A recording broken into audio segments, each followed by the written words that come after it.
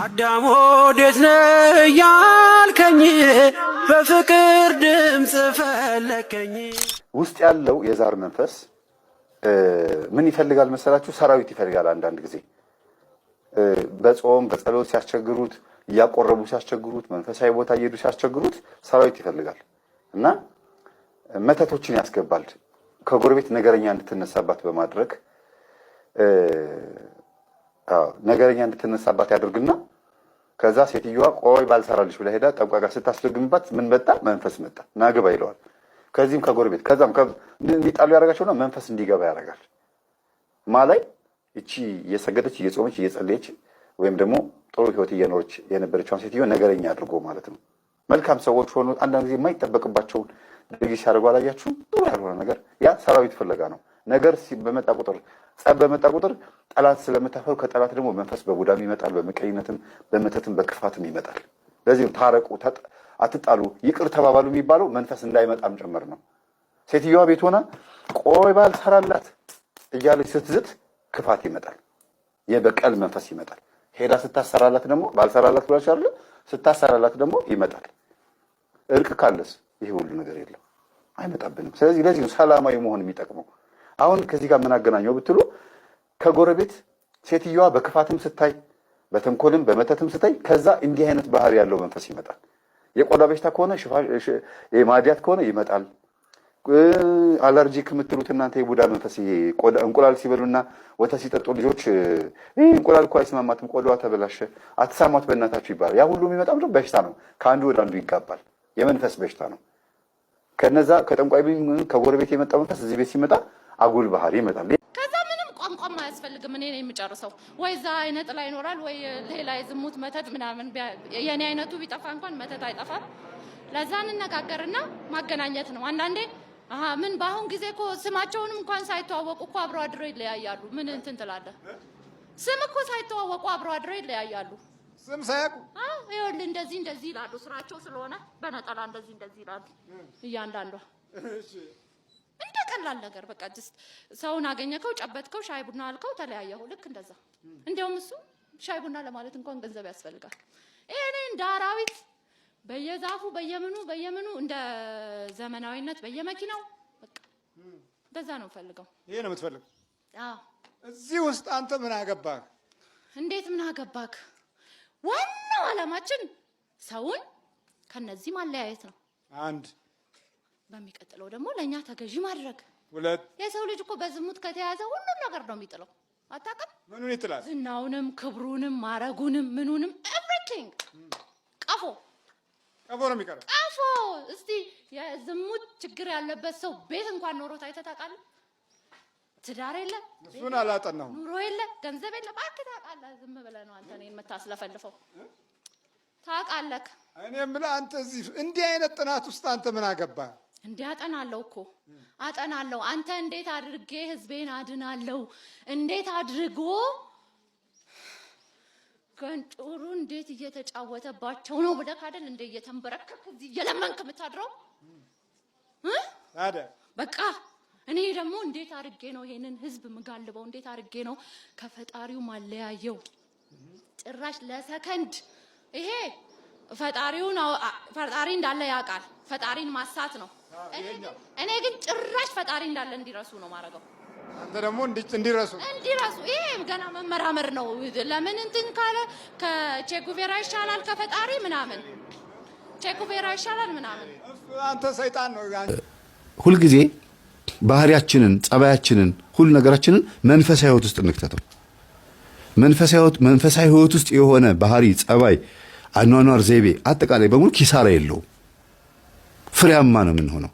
አንድ ጊዜ የገባ የክርስቶስ ፍቅር ለዘላለም ይኖራል ነው። 12 ማለት ደርዘን ማለት ነው። ፍጹም ማለት ነው። ፍጹም የሆነ ነገር ይሆናል። የዘላለም ምግብ ነው የሚሆነው ማለት ነው። እና ከልብ ሆናችሁ አምልኮ፣ ከልብ የሆነ ምንም አይነት ጠላት የማይነካው የትኛውም አይነት ልክ አሁን አብርሃም ቤት ሰይጣን መጥቶ ምን አደረገ? እንግዳ እንዳይመጣ መንገድ ላይ ሆኖ ሲያዘጋጅ ስላሴ ደግሞ ከመንገድ ወደዚህ መጡለት ይላል። ይኸውላችሁ በእጄ ላሳያችሁ። ይሄ አብርሃም ቤት ነው። ይሄ ማለት ነው የአብርሃም ቤት ነው። እዚህ ጋር ወጣቴ ጋር እዚህ ጋር ሰዎች ሊስተናገዱ መጡ። ሰዎች ሊመገቡ ሲመጡ ሰይጣን እዚህ ጋር እንቅፋት ሆነ። ራሱን ፈነከተና እዚህ ጋር ወድቆ ምን ሆነሃል ሲሉት ምን አለ? አይ እኔ አብርሃም ቤት ልመገብ ሲሄድ ቀጥቅጦ አባረረኝ፣ ክፉ ሆኖብኛል እንዳትሄዱ ብሎ ከመንገድ መለሳቸው። አብርሃም እዚህ ጋር ነው። እግዚአብሔር በሰይጣንና በአብርሃም መካከል ገባ። ህዝብ እንዳይመጣ ሲከላከል የነበረው ሰይጣን አልፎት ስላሴ አብርሃም ቤት ተገኙ። አያችሁ፣ እንደዚህ ነው። እና አንዳንዴ የሆነ ነገር ሲዘጋጋባችሁ የሆነ የምትስቁበት ደስ የሚል ነገር ሊመጣ ነው ማለት ነው። ብዙ ጊዜ የሆነ ነገር ቁልፍልፍ፣ በተለይ ወደ እግዚአብሔር ስትቀርቡ ሁሉ ነገር ትታችሁ ንስሐ ስትገቡ የሆነ ነገር ከእጃችሁ ላይ ጥፍትፍት ካለ አዲስ ነገር ሊሰጣችሁ ነው ማለት ነው። የአብርሃም በረከቶቹ እንግዶቹ ነበሩ። የሚመጡት የሚበሉት እንግዶች ነበሩ። ፍጡር የሆኑትን እንግዶች ሰይጣን ሲያሳጣው ፈጣሪ ራሱ መጣ። ያ ሰይጣንም አሁንም እንደገና አብርሃም ቤት እንግዶች እንዳይመጡ ፍጡራን የሆኑት ሰዎች ሲከለክልበት ራሱ ፈጣሪ ሰው ሆኖ መጣና አብርሃም ቤት እንዲያውም ምን ይላል? እግራቸውን አጠባቸውና ይላሉ አንደኛውን እግሩን አጥበው ወደ ሁለተኛው እግር ሊያጥብ ሲል እንግዲህ የእንግዳ እግር ያጥባል አይደል? ሊያጥብ ሲል እግሩ ታጥቧል፣ ሶስቱም እግራቸው ታጥበዋል ይላሉ አባቶች ሲናገሩ። ይሄንን ደግሞ እንደገና እዛው መጽሐፍ ቅዱስ ዘፍጥረት ላይ ስታዩት ምን ይላል? ሳራን ምን አላት? ገባና ሳራ 3 መስፈሪያ ዱቄት አድርገሽ በአንድ ለውሽው አላት። ስላሴነትን እኮ ሲያሳይ ነው። 3 መስፈሪያ ዱቄት አድርገሽ በአንድ ለውሽው። ይሄን ያለው ምንድነው? ስላሴነታቸውን ካወቀ በኋላ ነው። እግዚአብሔርም ነው ሰውም ነው። እንዴት ምን ይበል? እባካችሁ ግቡ፣ በቤቴ ግቡ እያለ በቃ ሲያወራ የነበረው እንደ እግዚአብሔር ቃል ነው። ሲገብታችሁ አንብቡት። በጣም የሚገርማችሁ ቃላቶቹ በሙሉ እግዚአብሔር መሆኑን አውቋል። ስለዚህ ልባችሁ ይነግራችኋል በቤታችሁ እግዚአብሔር ሊመጣ እንደሆነ። ምን ሲሆን? ፈተና ሲመጣ አይ እግዚአብሔር ምን ልታመጣ ምን ልታሳይኝ ነው የሆነ ነገር። እንዲያውም ጆሮአችን ጭው ድፍን ሲል በስመ አብ ወወልድ ወመንፈስ ቅዱስ አሐዱ አምላክ ምን ሊያሰማኝ ነው እንላለን አይደል? በልምጆ ነው። ዘዳግም 28 ላይ ጆሮን ጭው የሚያደርግ ወሬ ያመጣብሃል ይላል። ለምን? ህግጋቱን ስላልጠበቅ ነው የሚለው። ህግጋቱን ስላልጠበቅ ጆሮን ጭው የሚያደርግ ወሬ አመጣብሃለሁ። ያ ማለት የሚያስደነግጥ ንግግር ማለት ነው። የሚያስደነግጥ ነገር። አንዳንዴ ግን እንደ ኢዮብ ደግሞ ጆሮን ጭው የሚያደርግ ወሬ ደግሞ ተሰማና በረከት ይመጣልሃል። ሁሉም ነገር እንደዛ አይደለም። ኢዮብ ለምሳሌ ምን አጠፋ? መስዋዕት ያቀርብ ነበር አይደል? ግን እረኞቹ እየመጡ በጎችህ፣ ፍየሎች 500 በጎች፣ አህዮችህ 600 700 የሆኑት እንደዚህ እንስሳዎች በሙሉ ተወሰዱ፣ ሽፍቶች ወሰዷቸው። ልጆችህ ደግሞ በአንድ ቤት ውስጥ ሆነው ምግብ እየበሉ እየተጫወቱ እያለ ቤቱ ተደርምሶ 10ም ልጆችህ ሞቱ ተብሎ ተነገረው። ይሄ ዱብ እዳ ነው፣ መጥፎ ዜና ነው፣ ጆሮን ጭው የሚያደርግ ወሬ ነው። ምን አጥፍቼ ይሆን ብሎ ደነገጠ። ወደ እግዚአብሔር ነው የለመነው። እግዚአብሔር ሰጠ፣ እግዚአብሔር ነሳ አለ። ያለን ነገር ብዙ ጊዜ ሲወሰድ ከሰይጣን ብቻ ላይሆን ይችላል። በእርግጥ የኢዮብን የወሰደበት ማነው? ሰይጣን ነው። ግን ማን ፈቅዶለት ነው? እግዚአብሔር ነው። ሂድ እስቲ እንደፈለግክ አድርገው እኔን እንደሚከዳኝና እንደማይከዳኝ ታያለህ ያለው። እናንተ ውስጥ ያለው እምነት አንዳንዴ እንዲታወቅና ጎረቤትም ዘመድም በእናንተ እምነት ቀንቶ ወደ እግዚአብሔር እንዲመጣ እናንተን ጠንካራ አድርጎ በእናንተ ህይወት ቻሌንጅ ሰው እንዲማር ሊያደርግ ይችላል እግዚአብሔር አንዳንዴ። እና ባህሪያችሁን ማስተካከል የሚጠቅመው ለራሳችሁ ነው። ትሁት መሆን የሚጠቅመው አብርሃም እኔ አመድ ነኝ ብሎ ትሁት ስለሆነ ነው ሀብታም የሆነው። እንደገና ስላሴ መጥቶ ቤቱን የጎበኙለት እኔ አመድ ነኝ ስላለ ነው። እኔ አመድ ነኝ አለ፣ ትቢያ ነኝ አለ። ቅዱስ ጳውሎስ ደግሞ እኔ ጭንጋፍ ነኝ አለ። ጭንጋፍ ማለት 7 ወር ያለ ጊዜ የተወለደ ልጅ ማለት ነው። 7 ወርም ሳይሞላ 7 ወርም ሞልቶ ጭንጋፍ ይባላል ብዙ ጊዜ እንደዚህ አይነት ልጅ። ንጉሥ ዳዊት ደግሞ እኔ ትል ነኝ አለ። ብዙ ጊዜ ይነገራል። ቅዱሳን አባቶቻችንም ይናገራሉ። እኔ ኃጢአተኛና በደለኛ ነኝ፣ ቆሻሻ ይላሉ። ግን ጸጋቸውን አስቡት በዚህ ህይወታቸው ውስጥ። ስለዚህ እግዚአብሔር እኛ ውስጥ እንዲያድር ሆነን ስንኖር ይመጣል፣ ይጎበኝናል። አለበለዚያ የፈለገ ቄስ ብናመጣ፣ የፈለገ ቤቱን ጸበል ብናስርጭ፣ የሚያጠምቁ አባቶች ጋር ብንሽከረክር፣ ግንባራችንን በመቁጠሪያ ወይም በእጃቸው በምንም ቢመቱ ምን ቢሉንም ፍንክች የለም። መጀመሪያ ልብን ውስጥን ማጽዳት ማስተካከል ያስፈልጋል። መጥፎ ባህሪ ማስተካከል፣ እንድንጎበኝ ሆነን ማስተካከል። ሲመጣ እነሆ በደጅ ቆሜ አንኳኳለሁ፣ የሚከፍትልኝ ቢኖር እገባለሁ፣ ከሱ ጋርም እራት እበላለሁ ያለው ክርስቶስ እኮ ለዚህ ነው። የሚከፍት ያው አንኳኳለሁ ሲል ልብን ነው። የሚከፍትልኝ ቢኖር ማለት የሚፈቅድልኝ ቢኖር ማለት ነው። እግዚአብሔርን ናገባ ብላችሁ ተፈቅዱለታችሁ ሲመጣስ መቀመጫ አለ? ቤቱ ሽቶ ሽቶ ነው የሚለው ልባችሁ። ቂም ግማት አለው። በቀል፣ ተንኮል፣ ኩርፊያ ግማት አለው። ምቀኝነት ግማት ነው። የዚህ ተቃራኒ ደግሞ የዋህነት፣ በጎነት፣ ቸርነት፣ ደግነት፣ ቅንነት የሚባሉ ደግሞ ሽቶዎች፣ መዓዛዎች ናቸው። የትኛው ነው ልባችን ውስጥ ያለው መዓዛ? አፋችን ላይ ያለውና ልባችን ላይ ያለው አንድ ነው ወይ? ንጉሥ ዳዊት ምን አለ? የአፌ ቃልና የልቤ ሐሳብ ያንተ ይሁን አንድ አድርግልኝ አለ። እና እግዚአብሔር ሁላችንም ይጎብኘን። ገጠመኝ ውስጥ በጣም ብዙ ነገር ታውቁ። በባህሪው እግዚአብሔር በተፈጥሮ አይባልም። በባህሪው ምስጉን፣ በባህሪው ፍቅር፣ በባህሪው ይቅር ባይ ነው። ቁጣው የዘገየ ምህረቱ የበዛ ነው። ስለዚህ ምንም ነገር ብናደርግ እግዚአብሔር ሊያስተምረን እንጂ ሊቀስፈን አይደለም የፈጠረን።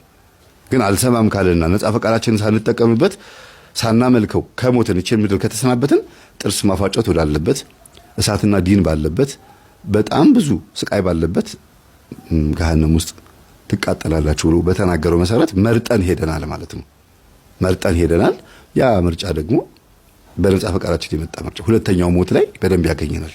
የመጀመሪያው ሞት ሳይመጣ ተዘጋጁ ድልዋኔክሙ ንበሩ ተብሎ ነበረ። አልተዘጋጀንም። ሁለተኛው ሞት ላይ ግን ማንም ሰው ማምለጥ አይችልም።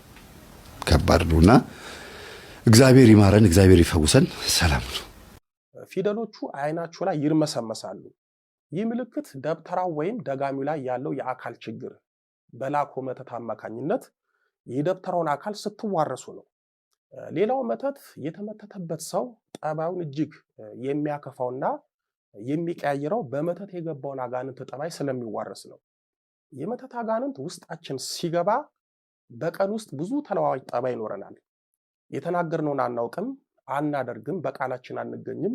ምን እየሆንንና ምን እንደሆንን ሁሉ ለእኛም ለሰዎችም ግራ እንሆናለን። በአጠቃላይ ይህ ነው የሚባል የሚጨበጥ ለሰዎች የሚገለጥ ጠባይ አይኖረንም። እንደውም ግራ የሚያጋባ ከማንኛውም ሰው ጋር የማያግባባ ጠባይ ነው የሚኖረን። ቅዱስ ጳውሎስ በሮሜ መልእክቱ በምዕራፍ 1 ቁጥር 29 ላይ ክፉ ጠባይን ተሞሉ እንዳለው መተት የተደረገባቸው ሰዎች የመተት አጋንንት ክፉ ጠባይ ውስጣቸው ይመላል።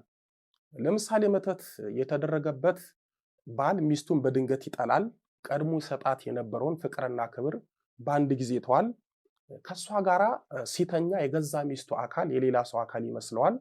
በዚህም ስሜቱ ይቀዘቅዛል፣ ፍላጎቱ ይሞታል። ከሚስቱ ጋራ አይደለም አብሮ መተኛት ማየት ያስጠላዋል። ሚስቱን ይደበድባል፣ ልጆቹን ይመታል። ሚስት መተት ከተደረገባት ለባሏ ያላት ፍቅርና ክብር በድንገት ይጠፋል። ባሏን ያለ ምክንያት ትጠላለች፣ ትደበድባለች። ልጆቿን በረባውም ባልረባውም በጥፋታቸውም ያለ ጥፋታቸውም ትመታለች። ለምን? ውስጣዊ ጠባይዋ በመተት አጋንንት ክፉ ጠባይ ስለተመላ። ቅዱስ ጳውሎስ ክፉ ጠባይ ተሞሉ እንዳለው ብዙዎች በድንገትና በጊዜ ሂደት ክፉ ጠባይ የሚሞሉት ክፉም የሚሆኑት በክፉ መናፍስትና በመተት ጠባይ ነው። ቅዱስ ጳውሎስ በአንደኛ ቆሮንቶስ በምዕራፍ 5 ቁጥር 13 ላይ ክፉን ከመካከላችሁ አውጡት እንዳለው መተት የተደረገባቸው ሰዎች አውቀው ነቅተው በጾም በጸሎት በስግደትና በቅዱስ ቁርባን ሕይወት ክፉን መተት ከመካከላቸው ካላስወጡ በሕይወታቸው ሲበጠበጡ ይኖራሉ።